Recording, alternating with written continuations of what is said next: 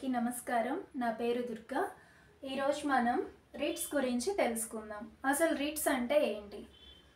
Writs are formal written orders issued by the Supreme Court or High Courts to enforce fundamental rights and address legal wrongs. Writs అంటే ఏంటి?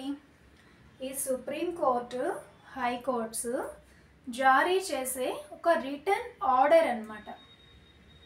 ఎందుకు?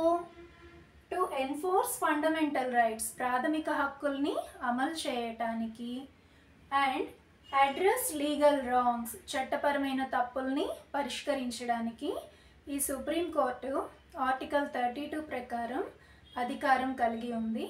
అలాగే ఈ high court article 226 ప్రకారం అధికారం కలిగి ఉంది.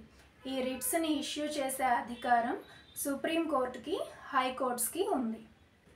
ఈ రిట్స్ అనేవి 5 types: habeas corpus, mandamus, prohibition, certiorari, quo warranto. 1 by 1 చూద్దాం. Habeas corpus. హేబియస్ కార్పస్ అంటే ఏంటి? టు హ్యావ్ ఏ బాడీ, అంటే శరీరాన్ని కలిగి ఉండటం అని. అంటే ఏంటి? To be produced before the court, court ముందు హాజరుపరచాలి అని ఈ రిట్ యొక్క మీనింగ్. ఇది ఎప్పుడు ఇష్యూ చేస్తారు? To release A person who is illegally detained. ఎవరైతే ఒక పర్సన్ చట్టవిరుద్ధంగా బంధించబడి ఉంటాడో అతన్ని రిలీజ్ చేయటానికి ఈ రిట్ని ఇష్యూ చేస్తారు, జారీ చేస్తారు. ఫర్ ఎగ్జాంపుల్, ఒక పర్సన్ ఉన్నాడు, ఆ పర్సన్ ఏ తప్పు చేయకపోయినా పోలీస్ ఆఫీసరు అతన్ని అరెస్ట్ చేసి జైల్లో బంధిస్తాడు. అతను 24 hours లోపు ఆ పర్సన్ని కోర్టు ముందు హాజరుపరచాలి. ఆర్టికల్ 22 మనకు అదే కదా చెప్తుంది.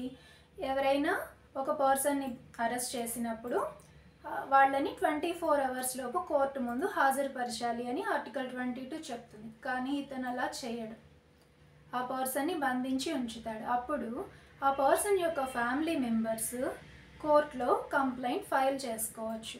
అప్పుడు కోర్టు ఏం చేస్తుంది? ఈ హేబియస్ కార్పస్ అనే రిట్ని ఆ పోలీస్ ఆఫీసర్పై ఇష్యూ చేస్తుంది, జారీ చేస్తుంది. వెంటనే అరెస్ట్ చేసిన వ్యక్తిని కోర్టు ముందు హాజరుపరచాలి అని ఈ రిట్ని ఇష్యూ చేస్తుంది. ఈ రిట్ని ఇష్యూ చేసిన వెంటనే ఆ పోలీస్ ఆఫీసరు ఆ పర్సన్ని కోర్టు ముందు హాజరుపరుస్తాడు. అప్పుడు ఆ డీటెయిల్స్ అన్నీ అబ్జర్వ్ చేసి ఇతను నిజంగానే ఇల్లీగల్గా ఆ పర్సన్ని అరెస్ట్ చేసి కానీ ఉంటే వెంటనే విడుదల చేయాలి అని కోర్టు తీర్పు చెప్తుంది. ఒక పర్సన్ని చట్టవిరుద్ధంగా బంధించే హక్కు ఎవ్వరికీ లేదు.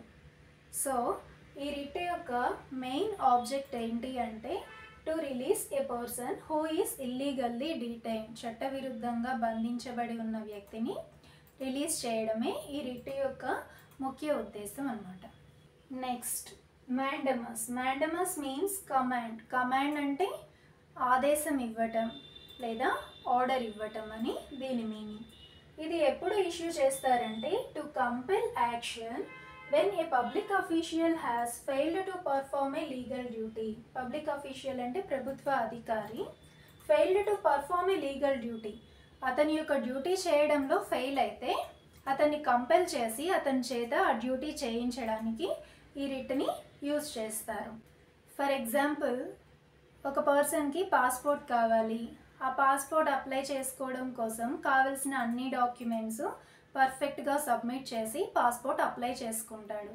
ఆ పబ్లిక్ ఆఫీషియల్ ఎవరైతే ఉంటారో ఆ పాస్పోర్ట్ ఇవ్వడానికి రిజెక్ట్ చేస్తాడు. ఈ పర్సన్కి అన్నీ ప్రాపర్గా ఉన్నా ఇవ్వడు, పాస్పోర్ట్ ఇవ్వడు.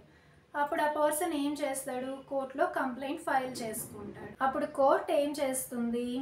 ఈ మ్యాండమస్ అనే రిట్ని ఆ పబ్లిక్ అఫీషియల్పై ఇష్యూ చేసి అతన్ని కమాండ్ చేసి ఆ పాస్పోర్ట్ని అతనికి ఇప్పించేలా చేస్తుంది. సో మ్యాండమస్ అంటే కమాండ్. ఎవరైతే పబ్లిక్ అథారిటీ తన డ్యూటీ చేయకుండా ఉంటే ఈ రిట్ ద్వారా ఆ డ్యూటీని అతని చేత చేయించడాన్ని మ్యాండమస్ అంటారు. ఈ మ్యాండమస్ అనేది ప్రైవేట్ ఆర్గనైజేషన్స్కి, ప్రైవేట్ ఇండివిజువల్స్కి ఇష్యూ చేయకూడదు. Next, prohibition. ప్రొహిబిషన్ అంటే టు ఫర్బిడ్. ఫర్బిడ్ అంటే నిషేధించడం నిషేధించడానికి ఈ రిట్ని వాడతారు. అంటే ఏంటి? issued by a higher court to a lower court when a lower court acts exceeds its jurisdiction. అంటే ఈ లోయర్ కోర్టు తన అధికార పరిధిని మించి ఏదైనా ఒక కేసుని విచారణ చేస్తూ ఉంటే వెంటనే స్టాప్ చేయాలి అని ఈ హయ్యర్ కోర్టు లోయర్ కోర్టుకి ఈ ప్రొహిబిషన్ అనే రిట్ని జారీ చేస్తుంది. అంటే జనరల్గా ఫస్ట్ సుప్రీం కోర్ట్, దాని కింద హైకోర్ట్, దాని కింద డిస్ట్రిక్ట్ కోర్ట్స్, దాని కింద సివిల్ కోర్ట్స్, క్రిమినల్ కోర్ట్స్ ఇలా ఉంటాయి కదా. ఈ లోయర్ కోర్ట్స్ ఏవైతే ఉన్నాయో అవి హయ్యర్ కోర్ట్స్ యొక్క జ్యూరిస్డిక్షన్ లిమిట్స్లో ఉండాలి. ఇవి ఎప్పుడైతే వాటి యొక్క అధికార పరిధిని మించి ఆ కేసుని విచారణ చేస్తూ ఉంటే ఈ హయ్యర్ కోర్ట్స్ వెంటనే ఆ విచారణను స్టాప్ చేయాలి అని ఈ లోయర్ కోర్ట్స్ మీద ఈ రిట్ని ఇష్యూ చేస్తుంది, జారీ చేస్తుంది. దాన్నే ప్రొహిబిషన్ అంటాం. Next certiorari. Certiorari means to be certified or to be informed, అంటే తెలియచేయాలి అని దీని మీనింగ్. ఇది ఎప్పుడు ఇష్యూ చేస్తారు అంటే to quash the order of a lower court. అంటే లోయర్ కోర్ట్ ఇచ్చే ఆర్డర్ని క్వాష్ అంటే కొట్టివేయటానికి.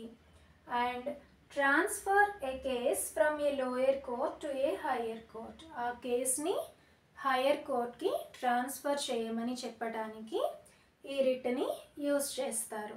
ఫర్ ఎగ్జాంపుల్, లోయర్ కోర్ట్లో ఎవరైనా ఒక పర్సన్ ఏ తప్పు చేయకపోయినా అతనికి లైఫ్ ఇంప్రిజన్మెంట్ శిక్ష వేశారు అంటే అప్పుడు ఈ హయ్యర్ కోర్టుకి ఆ లోయర్ కోర్టు వేసిన పనిష్మెంట్ని, ఆ శిక్షని కొట్టివేసే అధికారం ఉంటుంది.